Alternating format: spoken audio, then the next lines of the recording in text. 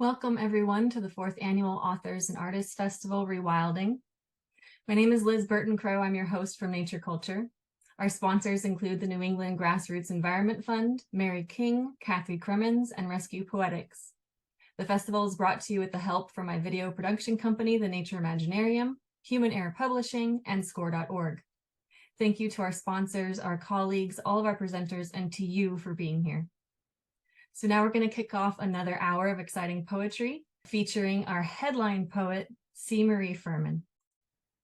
Thank you all for being here. For those that are participants, for those that are just coming to view this, thank you so much for your time today. We had a wonderful workshop this morning. Amazing poets bringing wonderful ideas into the world with their poetry and their thoughts and their kindness. Thank you for that time as well. We have 4 amazing writers, poets joining us today. The first of which is John Cannon. So these are poems. Some of them are unpublished. Some of them are published in various publications. I'm starting out with one I wrote recently, Joyeux Noël, which obviously has a Christmas theme. I'm heavy with you all day, your head canted against the ribs where the heart is, sleeping. The mountains, the low hills leading to mountains, wait for revelation, a going down or in. I'm powerless now to execute. Advent, a coming to. Of what? To whom? On the sandlands along the river where water birthed you walked, left talismanic prints. The satellite image showed nada, a sterile nail paring, lodged in a kink of the purple tinctured trace. I want what the spy in the sky can't see, but have trouble getting. When, without fanfare, the snowy egret rises and beats downstream on its own adventure. Fluent modality. This adventitious time, the crossed blessing of slow, outsweeping wings. This next is called Invasive, and it's a poem about an invasive. On what was pasture, with an apple tree before we graded the embankment for the road and topped it with a guardrail to keep gravel surfers from taking the plunge, it's hard getting much to grow. Scrappy cedars and pines will fill the opening. But this spring, Bradford pears marched through unbidden, their breeze stirred 5-petal bundles showier than the apple, promising to take over if you let them. I notch the base, make a straight cut at the back, and watch them fall. Blossom clouds smear arcs on their way down. Their light dispersed, they won't stop shining like rainbows, full spectrum, brio and shyness. How did I get to be the enemy? This butchering of bones, mine or yours, felt as my own. Your angles, softnesses, and thorns. One pierces a vein on the back of my right hand. Random stick, love bite, defensive jab. A welcome cleansing. I suck the blood. Weeks later, the wood's still green, the twigs supple, leaf buds aroused. But too late to say, please, have it all. Penurious slope, upended earth, unflowered sky. Just have me too. So this one is titled Galliera spectabilis, which is the showy orchid which grows in the woods around our house. All these poems are located in the environment that we live in central Virginia, in the Piedmont. Galliera spectabilis. I sit at a pine board, pale blonde, wide, the world tattooed on it, red arcs, green splashes, palimpsest of root and claw, life overriding life, ink clouded, trending dark. Alone, because I've hit the end of longing, all that could summon you. Still, it's impossible not to see you in the weave or want your help with the deciphering, as of the showy orchis, petulant lower lip, light lavender power scarf waving in pollinators to scour the white throat of the nectared spur, and flared hood, a cardinal's gaudy galero, purple, blessing the eternal union of ephemera.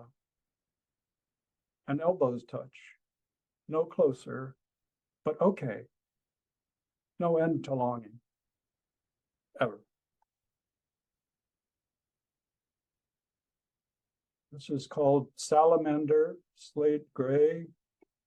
It's a salamander I met one morning when I was out on the neighbor's property just across the fence. Salamander Slate Gray. Motionless on rotting shags, buried until an instant ago in darkness under the sodden log I rolled aside like the stone from Jesus's tomb. You are alive, of course. You were always alive, breathing lungless, sorting the world through precocious eyes. Our great mother who walked on land would be smiling if fish could smile, having secured for both of us domains, though yours so much the less secure for mine. I'm not here to save you, nor you me, but if I pray to her all along the bone line, will you hear? This is called Unstill Life with Fox. It was written on Route 29, which is an artery from Charlottesville up to Washington, D.C. Tandem axle semis blow up 29, headlights parting night imperiously as Moses, the Red Sea. Yellow LEDs festoon the cabs, but dark hides the eyes inside. I catch the ragged thrum propounded through the asphalt that connects us momentarily in parade. Their hearts, my heart, mechanical beat with faint metallic ring. The barbarous traveler tramps its own highways, not on my radar. Eyes and words can't reach. Snap of a deer rib in the frigid dark. I can't be sure what happens next, and worry that the intersection will be here, its glittering sign extended as it meets this world and crosses again into its separate night, or misses, its inmost secrets spilled, heart smudged on major artery, scuffed fur, ruffled by the indifferent tide. Thank you all. Appreciate your listening. Thank you so much for that reading. John, the beautiful sound of your poems and the way they mimic nature, right? The way they flow in and out when you're talking about tides and all of that. And the bringing together of science and the humanities, the science and poetry was really beautiful. Thank you so much for that. You're very kind, and thanks for your encouraging remarks. I appreciate it. Absolutely. Beautiful. Thank you. Oh, I'm so delighted that Sylvia Karman's going to read next. Will you all help me welcome Sylvia? Hello, everyone. Thank you very much, CMarie and Liz, for just, the opportunity to be with you all today, and for all the work you all are doing to make this event come to life this weekend. So my first poem arose from an experience that I had a few years ago when I was hiking in the northern Adirondacks. So I was in the woods when this happened. This owl meets me where I am. When the draft of your flight strokes my cheek. I stop mid-step in the woods. It's not like you to show up midday. And now you brush me mid-fracas. My head thick with trouble, the dug down human variety, and not all of it mine. You so close, the deep earth scent from your breeze falls on my shoulders, daring me to search for you through muscled stands of beech and maple, where I spot you perched so close, I can watch the fawn and birch stippled feathers on your breast expand, then settle with your breath as you watch me slip off my pack, as our dark eyes absorb each other. And that's when I'm sure it's happening. Darts of light and leaves grow crisp between us. I see as through a lens, the kind a doctor twirls and clips in place, and now I can read the bottom line with holy clarity.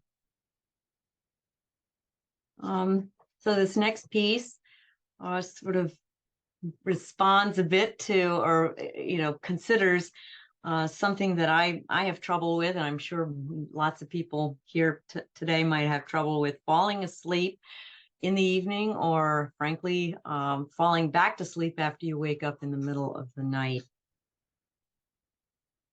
Wakeful, a shouting dream rips the door off sleep, drops me blinking into the lightless hallway of another blue-black night, the kind where nothing ever changes.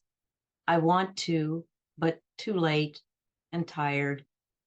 Then other sounds draw me out to stand under whispering stargaze, where I hear trees bending boughs, knock and hum, the metallurgic chant of stones and air rustling her wings, each joining in singular voice over all the world, as if they'd once been where I am now, and had left all that and their skin and bones, for their first forms return to themselves, reborn. And I wonder, what am I to do with this new breath? I really enjoy this poem by Jack Gilbert, Horses at Midnight Without a Moon. I'm sure I'm not alone in that. But the more I spend time with this poem over the years, the more I have found that it just evokes for me a sense of our connection with other animals. Horses share the night with us. It's a wonder the mystery hasn't worn us down. Strays since the dawn of our dream, we take on the angel and limp away. Somehow survive what we love and ruin. But hear that hum? First, strains of sound, doubt, then curiosity, then full-throated hope. We're no pinched clay pieces left out under a hollow sky, not by any maker of horses. Oh, and horses approach us across the moonless field. This ground murmurs under their hooves, and their herd heat ripples out and out. What hums between us breaks the skin of our dream. Lets us take the air together. A couple of years ago, I had the distinct pleasure of writing an ekphrastic piece for the beautiful spalted birch carving of a polar bear that my friend and artist Sean Halpern created. Axis Mundi, ghosts of this earth glide through our veins, line our spines. Even the red fox who feigns he doesn't see me watching from the ridge lifts his leg at a fallen birch as geese honk north again too soon. Winters soften more each year, like the slag slacking drag of a wind-up toy. Even the distant Arctic seal, lazy under a brash winter sun. When his skin twitches danger, he slips from the dwindle of sea ice, a shadow late, before his center shrieks incarnadine, and even iron, salt, and sea douse the rage of the polar bear with her cub and hunger haunches. So she fills 2 bellies with 100,000 calories of maritime fat and flesh to risk another hunt from the lacy ice, while even our great sun spills herself into the Arctic seas, where the Earth's crown chakra opens vulnerable to a universe that tugs at our magnetic core. Maybe it's the wind, maybe it's the hiss of time, plunging into waters moving through us, and it's all so big. This one comes from a hike that I took up north along a granite ridge up to a summit. And while I was out there, I really had this sense in the Adirondacks where I was at the time of how our bodies can resonate with the land.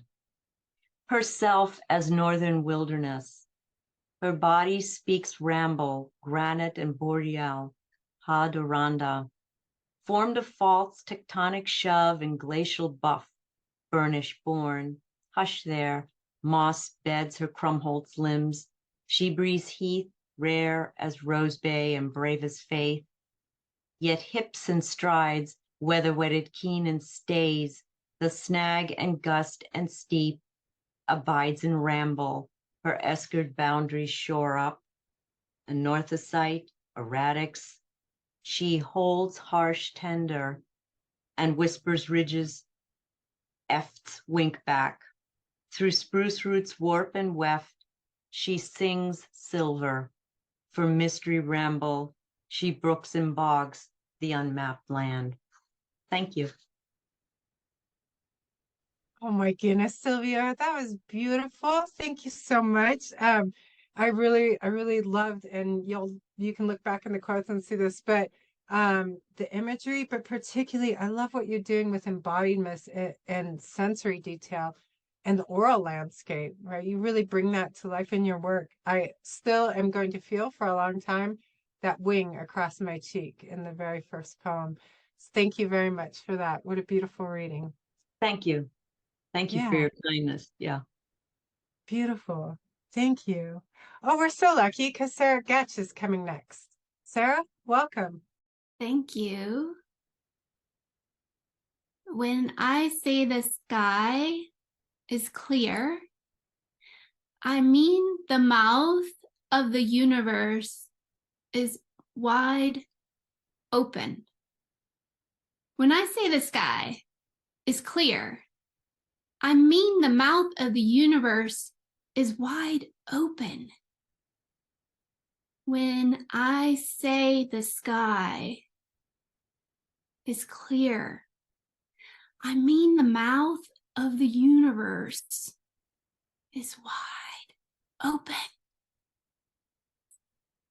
Hi, y'all. My name is Sarah Goettsch, and I'm zooming in from the chimney stack of Idaho.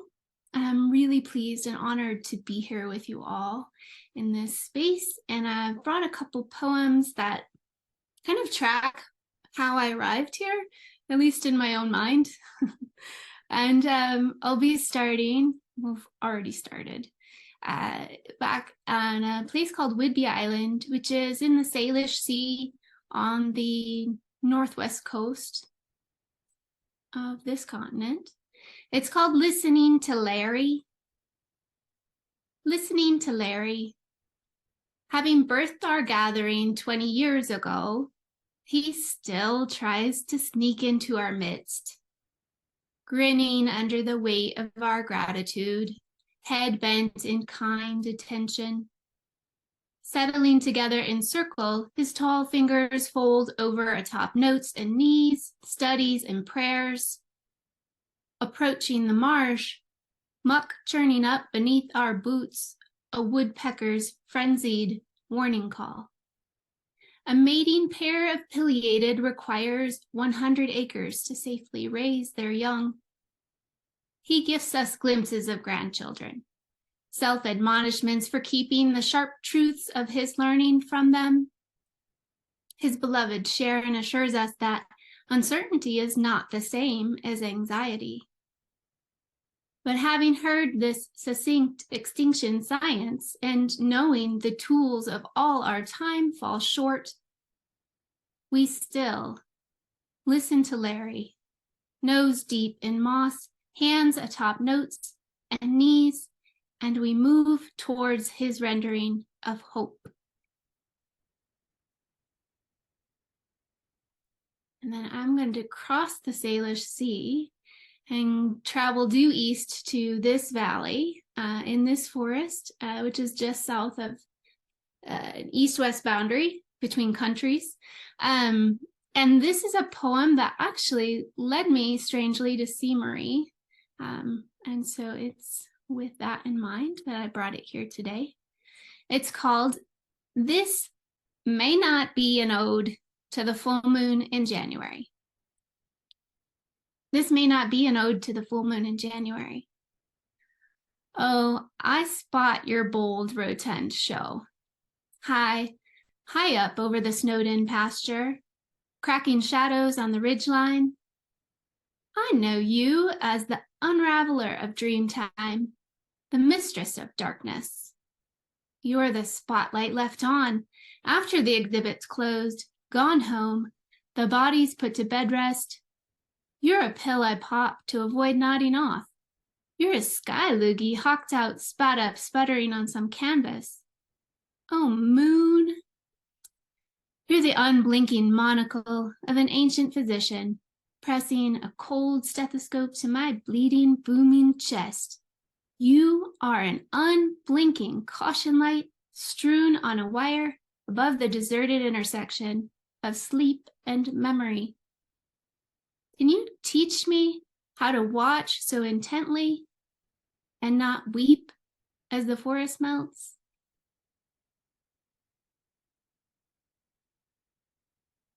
And this next one kind of links, we travel south from up here in the forest to a high prairie, and from that prairie back even further east to a prairie where I was born. And this is called Dear Future Blessing. I wasn't going to read it, but CMarie in her workshop today encouraged us to dig into some things, and she brought some medicine and rituals and spells. So in that vein, here we go. Dear Future Blessing. I am from Wildcast Seedlings. Daydream, space to breathe, study, break, mend, listen, eat, connect. I am farmer's hands, the chalk of an umpire box, a pitcher's mound, caught looking called strike 3. I am harvester hymnal, rulers set in some concrete. I have been Wunderhausen, witches, cornfields, fireflies, fear, basements, burn bins, bike rides, piano lessons, euchre tables, hard luck, lies, piggyback rides. Look what the cat dragged in. I am drunk husbands, dead by their own hand dads, fathers who grill on Sunday, send checks, drop keys, and a trunk of emergency supplies. I'm of Campbell's cream of mushroom soup, canned peaches, Miracle Whip, homemade dessert. I am peace be with you, rosary beads, printed prayers, calloused knees. I have been wheat, lard, scraps to the hogs. Suey, grandfather calls. I'm of nursing school, Bible verses, bank monies, pharmacist daughters, sticky buns, Christmas stockings, flak jackets, man dropping bombs over land of his ancestors. I am shoe salesman, bobbins, threads, biddies, gnarled joints, and apron strings. And from here, now, I am home, planted, landed with you to carry. Dearly yours, an ancestor. And I did save a short one for last. Based on everyone's kind wisdom. It's called Zumwalt June Thursday. Zumwalt June Thursday. Morning magpies tattoo haiku under my eyebrows. I splay blue feathers up the black path. Lie in bird ink and dew. Oh, that's so beautiful. Thank you, Sarah. One of the things I've always appreciated about your poems and want to bring up in this reading as well is your repetition and your tone. The repetition works so well for you, the way that you keep coming back, particularly in that opening poem. I just think that that's so set in me now. When I say the sky is clear, now when I say that, I feel like I say that Sarah is reading us a poem. So thank you so much for that. And also the time that you take in each poem. And I don't just mean as you're speaking them, but that time that you take, the careful time with each image. And that's obvious in the list as well as in your descriptions of the man coming into the circle. That time and your pacing is really on spot. Thank you for that. Well, this is fun. It's like being the host of America's Best Poets, but not really like caring that there's winners because we're all winning in our own unique, elemental, beautiful way. So thank you for this opportunity to host such a beautiful reading. We have another reader, and it's Cathryn Hankla. Cathryn, welcome. And what a beautiful picture behind you. I wish I could say I painted it. Hi. I'm joining you from Roanoke, Virginia, and I'm here because I've been involved in Writing the Land project, and it's great to join your voices today. I'm going to read a few poems, and if you want to know anything else about my work, it's just myname.com, and that will take you to discover more of my books. So I'm happy to be here. I'm going to start with a poem called Be Longing. Be longing. Crawling the battlefield, trapped, boar or bee, grips, brothers, sisters, implores, eyes to eyes, shining dark bent fractals. I can't pretend to love much about these plump, slow bees, trailing sawdust to mark fraught tunneling. This carpenter bee, entranced and entrapped, crawled in echo seeking to lay its eggs. Instead, it will join these dead. But this is my home. This boundary means we live here now. Yet, Brother Buzz must be with us. I have the next few poems are all in this book, not Xanadu. This poem is about an endangered fish called the Roanoke log perch. And I first learned about it walking along the Roanoke Greenway, where I like to bike and walk. And there's a plaque there dedicated to this fish. So I did a little investigation about it. I'm also a painter, and you'll hear a reference to painting in the last couple of lines of this poem. Roanoke log perch. King of the darters, your small body spans no more than the length of my hand. Dancing fins splay along your spine, fanning coyly. Fancy feathered headdresses undulate as you, insectivorous, swift, clear waters, nosing gravels. Narrow body, tinted green, rimmed red at times and slashed with generous tiger darkness. Someone transposed you into a public tank where you sloshed until perishing. Painting your lightning belly, I reach for yellow to distinguish you from splashes startling your habitat. I like to play around with syllabics in my poems, and I've already read you one that does that, belonging. Here's another one. It's called Tree Frogs.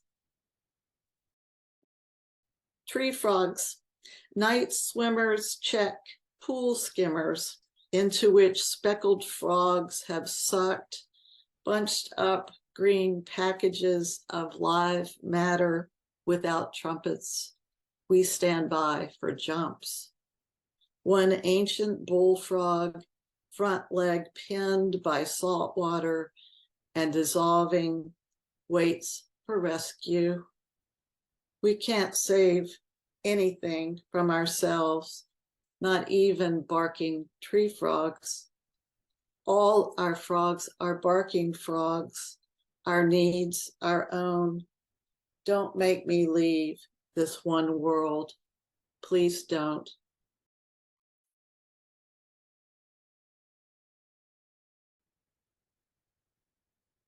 This poem, River School, this celebrates the Cowpasture River, which is in Bath County, Virginia. River School. Admit me to the school of skittering minnows and the raw skin of the sycamore, where silent waterlight movies play beneath the leaves and limbs. Admit me, legacy of the Alleghenian, orogeny with mountain origins, to your 24 species of fishes, especially the mottled sculpin, fantail darter, wild rainbow, and brown. And in your highest tributaries above 1,000 feet, where temperatures never reach 70, the painterly native brook trout spotted spawning mid-October, swifting deep karst pools, hemlock shadowed. Tiny shells depositing oceanic spells bobble just beyond my reach on the riffle bed that reflects full branches in the heat. Rowdy dragonflies raft an oak leaf. Their fraternity whirls past as I drift. Admit me to the rights of the inner tube and the privileges of being dunked onto a ripple of rocks and hung up in sunken trunks, ensnared by rooted fingers of embankment. I float here knowing that so much of this river's invisible, as is love and all that means anything to us. Running underground through limestone, coring caves, firing synapses with a water mind, only to rise at Corsey Springs. The green heron has been listening from its high nest at the bend as we waddle like upside down terrapins, paddling finny hands and legs in the currents of 300 million years. Thank you. Oh my gosh, that was so lovely. And I love I was thinking of your images, and that then you mentioned you're a painter, and there's so much of that knowing, your painting knowing, that comes into painting with words that create these really incredible images. And that I really appreciate, as well as in so many of your poems, the sparsity of language, meaning you're so heavily relying on the nouns, verbs, and adjectives, but each of those so carefully chosen gives so much depth to the reading. And it's just fantastic and wonderful. And the last note that I want to make is that the way that we get to see with you, if that makes sense. So the invitation you give to the reader to see with you and through you is Thank you really so beautiful. much. Really Yeah. appreciate your remarks, and thanks for letting me join you and your attention. Anytime. Are you kidding? This has been wonderful. What a joy to join all of you in this. Liz is going to give me a bit of an introduction, just in case you don't know who I am. And then if you're all up for it, I'll share some poems I've been working on. Okay. Thank you, CMarie. So yes, you've done such a beautiful job introducing all of the poets. I want to make sure that we get you introduced as well. CMarie Fuhrman is the author of Camped Beneath the Dam poems and the co-editor of Cascadia Field Guide, Art, Ecology, and Poetry, and Native Voices, Indigenous Poetry, Craft, and Conversations. She has poetry and nonfiction published or forthcoming in numerous magazines, including Terrain.org, Emergence Magazine, Platform Review, Northwest Review, Yellow Medicine Review, Poetry Northwest, and various anthologies. CMarie is an award-winning columnist for The Inlander and the director of the Elk River Writers Workshop. CMarie is the associate director and poetry director at Western Colorado University, where she also teaches nature writing. CMarie is the host of Colorado Public Radio's Terra Firma podcast. She is also a former Idaho writer in residence and lives in the Salmon River Mountains of Idaho. Thank you for being here, CMarie. Thank you so much. Wow, so exciting. I brought everything I've ever written to this particular reading that's in the form of a poem, so I can try to respond to all the beauty each of you brought here. First, before we do anything, let's send some love out to Warren, Liz, and Liz for the really incredible work that they've done putting this together. It's a huge haul, and organizing it and getting us on to the right space is no small task, because they had to answer 50 emails from me probably last night. So thank you all for doing this and for getting us all where we need to be and helping us have this time and space together over myriad lands and continents. Tomorrow, just about this time, because the whole time switch thing will mess us up, my buddy Derek Sheffield's going to be joining me, and we're going to talk about this book, which is going to be hard to see because I have blur on. There we go. Oh, and it comes, it goes. Cascadia. We can link to it in the chat. Anyway, it's an anthology that's art, ecology, and poetry. And we're going to talk about that, tell about our process of creating it, and look at some of the art, poetry, and narratives that are in it. If you want to share that time with us, know that it's not going to be just us talking, but a conversation. So please do. And Liz can get you to the right place at the right time if that interests you. In this book that we created, oh, now it's going to be in focus. In this book that we created, we each contributed some poems. So I want to start with one that I contributed for being named Larch. And Larch just finished its grand show of the year. And so this is a poem for Larch. Prophecy. The white man will never be alone. Let him be just and deal kindly with my people. For the dead are not powerless. Chief Seattle. Coyote knows what she is doing. Transmigrating souls of the real people into Larch. You must know too, because every autumn, Larch celebrate their abundance with potlatch and give away their summer gold. When you see the bare limbs and spine, you will also see the real people, to which Coyote taught that survival comes in shades of brown.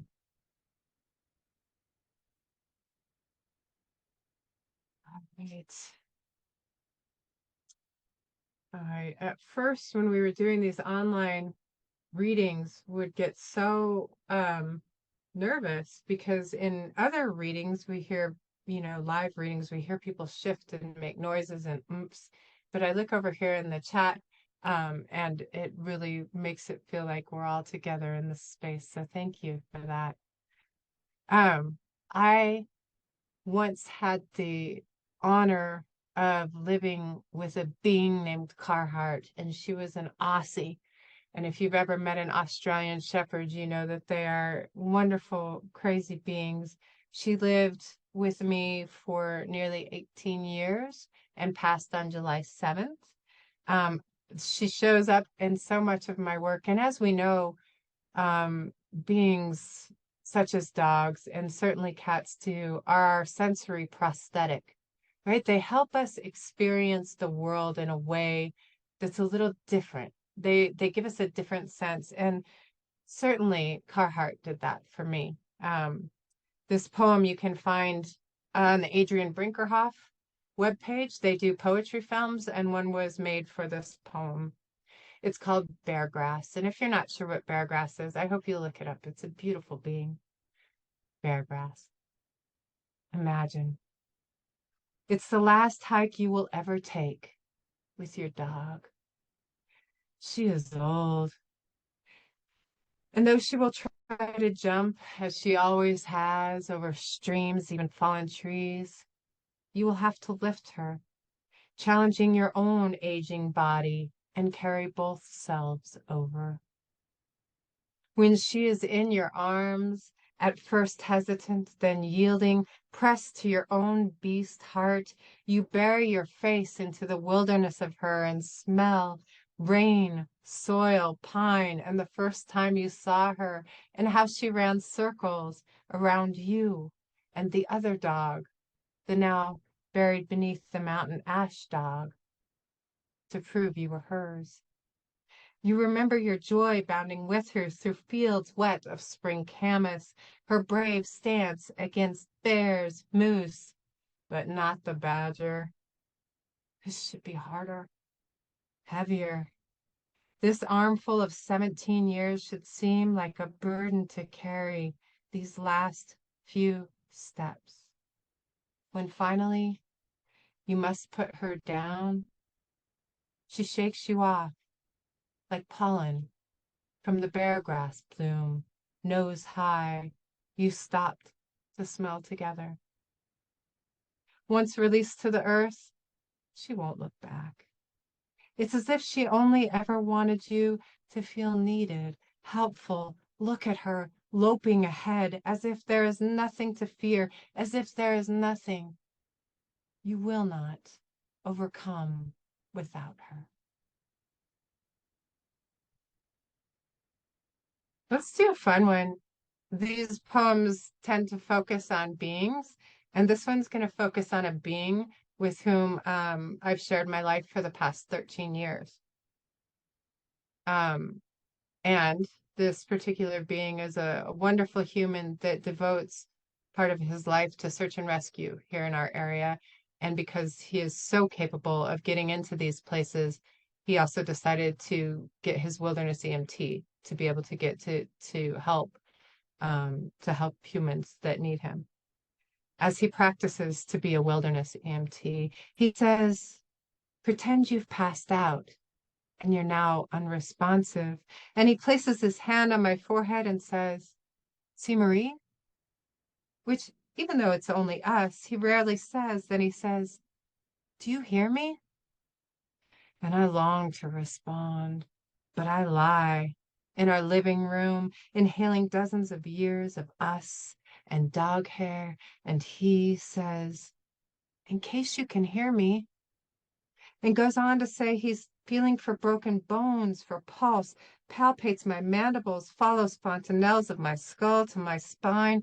I am still in my bathrobe and slippers, and it's Sunday. And he says, CMarie, can you hear me? Still, I do not respond, though I want him to know how good this is, him touching me in a way he never has, and how vital I feel. And then he continues, I must turn you over now. And he places his knees on either side of me.